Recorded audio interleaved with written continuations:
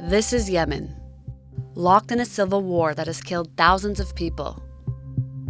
A new report from the United Nations suggests the United States, Britain, Iran, and France may be complicit in war crimes by providing weapons, intelligence, and logistics support to those involved in the conflict.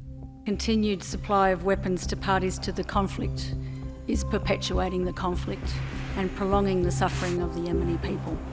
Melissa Park has helped conduct about 600 interviews with victims and those who have witnessed what's happening on the ground in Yemen. While she says Canada isn't mentioned by name in the report, it doesn't mean it gets a free pass. Countries like Australia and France and the UK and Canada have additional responsibilities to be transparent and to be accountable when it comes to the supply of weapons. The Arms Trade Treaty prohibits the transfer of arms to another country if they will be used for war crimes, genocide, or crimes against humanity. The UN report brings renewed focus on Canada's multi-billion-dollar arms deal of armored vehicles sold to Saudi Arabia, a country which is leading a coalition in Yemen.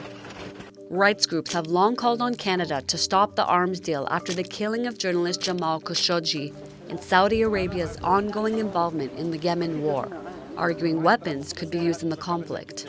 As of now, Canada has suspended all new arms export permits to Saudi Arabia and is continuing to conduct a review of the entire arms sales to the country.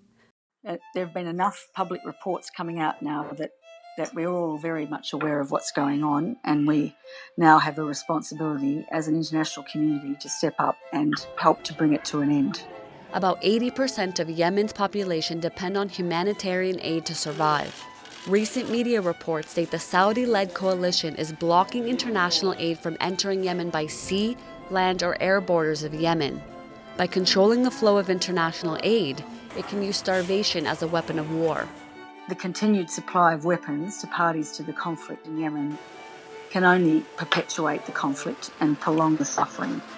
Without the weapons, the war would stop. Other experts say this report should act as a wake-up call to the international community. Thanks for watching Global News. If you like what you saw, like the video. Also hit the subscribe button to get the latest international news and best trending videos.